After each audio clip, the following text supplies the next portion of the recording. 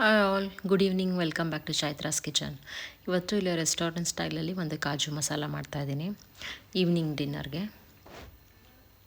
First ಇಲ್ಲಿ ಈರುಳ್ಳಿನ cut ಮಾಡಿ ಒಂದು ಪಾತ್ರೆಯಲ್ಲಿ ನೀರಿಟ್ಕೊಂಡು ಒಂದು 3 ಈರುಳ್ಳಿ ತೊಗೊಂಡಿದ್ದೀನಿ. ಇದಕ್ಕೆ ಒಂದು 3 ಮೀಡಿಯಮ್ ಸೈಜ್ದು ಈರುಳ್ಳಿ ತೊಗೊಂಡು ಸ್ವಲ್ಪ ದಪ್ಪದಾಗೆ ಕಟ್ ಮಾಡ್ಕೊಂಡು ಅದನ್ನು ಬೇಯಿಸ್ಕೋಬೇಕು.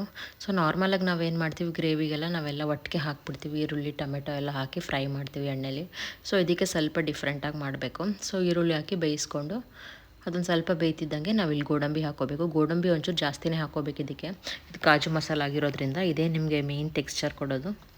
ಮೇಯ್ನ್ ಬೇಯಿಸಿದ್ದೇನೆ ಇದಕ್ಕೆ. ಇದು ಒಳ್ಳೆ ಚೆನ್ನಾಗಿ ಪರ್ಫೆಕ್ಟಾಗಿ ಬಂದುಬಿಟ್ರೆ ನಿಮ್ಗೆ ಗ್ರೇವಿ ಸೂಪರಾಗಿ ಬಂದಿರುತ್ತೆ. ಸೊ ಇದು ಬೆಂದಿದೆ. ಇವಾಗ ಇದನ್ನು ಸ್ವಲ್ಪ ಆರಕ್ಕೆ ಇಟ್ಕೊತಾ ಇದ್ದೀನಿ, ಗ್ರೈಂಡ್ ಮಾಡಬೇಕು ಅಂತ.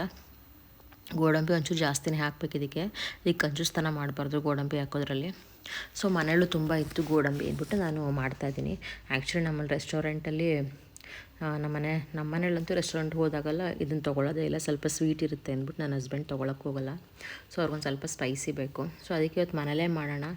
ಮನೇಲೇ ಯಾಕೆ ಟ್ರೈ ಮಾಡಬಾರ್ದು, ಕಾಜು ಮಸಾಲ ಒಂದು ಸ್ವಲ್ಪ ಡಿಫ್ರೆಂಟಾಗಿರುತ್ತೆ. ಮನೇಲಿ ಮಾಡೋದೇ ಒಂಥರ ರುಚಿನೇ ಜಾಸ್ತಿ ಅಂತ ಹೇಳ್ಬೋದು ಇದು ರೆಸ್ಟೋರೆಂಟ್ಗಿನ್ನ.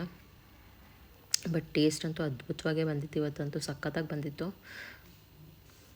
ಸೊ ಅದೆಲ್ಲ ಹಾಕಿ ಗ್ರೈಂಡ್ ಮಾಡಿಕೊಂಡು ಮತ್ತು ಟೊಮೆಟೊನೂ ನಾನು ಸಪ್ರೇಟಾಗಿ ಬೇಯಿಸ್ಬಿಟ್ಟು ಸ್ವಲ್ಪ ಫ್ರೈ ಮಾಡ್ಕೊಂಡು ಆಮೇಲೆ ಅದನ್ನು ಗ್ರೈಂಡ್ ಮಾಡಿ ಇಟ್ಕೊಂಡಿದ್ದೀನಿ. ಇವಾಗ ಕಾಜು ಮಸಾಲನೂ ರೆಡಿಯಾಗಿದೆ ಮತ್ತು ಈ ಕಡೆ ಟೊಮೆಟೊ ಪೇಸ್ಟ್ ರೆಡಿಯಾಗಿದೆ. ಒಂದು ಬಾಣಲೆಗೆ ಎಣ್ಣೆ ಹಾಕ್ಬಿಟ್ಟು ಎಣ್ಣೆಗೆ ಸ್ವಲ್ಪ ಗೋಡಂಬಿ ಹಾಕಿ ಫಸ್ಟು ಗೋಡಂಬಿ ತೆಗೆದಿಟ್ಕೊಂಡ್ಬಿಡ್ತಾ ಇದ್ದೀನಿ. ಸೊ ಆಮೇಲೆ ಮೇಲಿಗೆ ಹಾಕಬೇಕಲ್ಲ ಅಂದ್ಬಿಟ್ಟು ಅದೇ ಸ್ವಲ್ಪ ತುಪ್ಪ ಹಾಕ್ಬಿಟ್ಟು ತುಪ್ಪದಲ್ಲಿ ಗೋಡಂಬಿ ಹುರ್ಕೊಂಡು ತೆಗೆದಿಟ್ಕೊಂಡು, ಸೊ ಅದೇ ಬಾಣಲೆಗೆ ನಾವು ಕಾಜು ಮತ್ತು ಈರುಳ್ಳಿ ಪೇಸ್ಟ್ ಮಾಡ್ಕೊಂಡಿದ್ವಲ್ಲ, ವೈಟ್ ಕಲರ್ ನೋಡಿ ಎಷ್ಟು ಚೆನ್ನಾಗಿ ಬಂದಿದೆ ವೈಟ್ ಕಲರ್ ಅಂತೂ. ಸೊ ನಾರ್ಮಲಾಗಿ ಈ ಥರ ಮಾಡಲ್ವಲ್ಲ, ಸೊ ವೈಟ್ ಕಲರ್ ನೋಡಿದ್ರೇ ಒಂಥರ ಖುಷಿ ಅನಿಸುತ್ತೆ. ಅದಕ್ಕೆ ಮಾಮೂಲಿ ಎಲ್ಲ ಡ್ರೈ ಸ್ಪೈಸಸ್ ಹಾಕ್ಕೊಂಡು ಜೀರಾ ಪೌಡ್ರು, ಹಳದಿ ಪೌಡರು ಮತ್ತು ಚಿಲ್ಲಿ ಪೌಡರು, ಧನಿಯಾ ಪೌಡ್ರೆಲ್ಲ ಹಾಕಿ ಚೆನ್ನಾಗಿ ಫ್ರೈ ಮಾಡ್ಕೋಬೇಕು. ಅದು ಸ್ವಲ್ಪ ಚೆನ್ನಾಗಿ ಕುದಿಬೇಕು, ಅದು ಸ್ವಲ್ಪ ಹಸಿ ವಾಸನೆ ಎಲ್ಲ ಹೋಗಬೇಕು. ಆಮೇಲೆ ನಾವು ಟೊಮೆಟೊ ಹೆಂಗೆ ಗ್ರೈಂಡ್ ಮಾಡಿ ಇಟ್ಕೊಂಡಿದ್ವಲ್ಲ ಅದನ್ನು ಹಾಕಿ ಚೆನ್ನಾಗಿ ಮಿಕ್ಸ್ ಮಾಡಿದ್ರೆ ನೋಡಿ ಎಷ್ಟು ಚೆನ್ನಾಗಿ ಕಾಣ್ತಿದೆ. ಕಲರ್ ಅಂತೂ ಒಳ್ಳೆ ಕಲರ್ ಬಂದಿತ್ತು, ಸೂಪರಾಗಿ ಬಂದಿತ್ತು. ಸೊ ಇದು ಹಾಕಿ ಚೆನ್ನಾಗಿ ಮಿಕ್ಸ್ ಮಾಡ್ಕೊಂಡು ಈ ಸೈಡಲ್ಲೇ ಇರೋದನ್ನ ತೆಕ್ಕೊಂಡು ಬಂದರೆ ನಿಮಗೆ ಗಟ್ಟಿಯಾಗಿ ಒಳ್ಳೆ ತಿಕ್ನೆಸ್ಸು ಬಂದಿತ್ತು. ನಾನಿನ್ನೊಂದು ಸ್ವಲ್ಪ ನೀರು ಹಾಕಬೇಕಿತ್ತು ಅಂತ ಅಂದ್ಕೊಂಡೆ, ಬಟ್ ತಿಕ್ಕಾಗಿತ್ತು, ಕರೆಕ್ಟಾಗಿತ್ತು ಗ್ರೇವಿ ಕನ್ಸಿಸ್ಟೆನ್ಸಿ ಇದಂತೂ.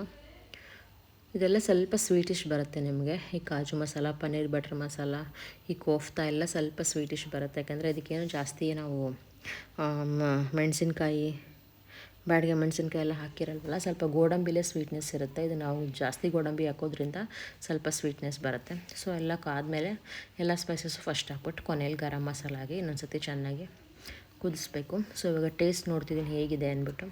ಸೊ ಮೇಲೇನಾದ್ರು ಬೇಕಾದ್ರೆ ಉಪ್ಪು ಖಾರ ಬೇಕಾದರೆ ಹಾಕ್ಕೊಳ್ಳೋಣ ಅಂದ್ಬಿಟ್ಟು.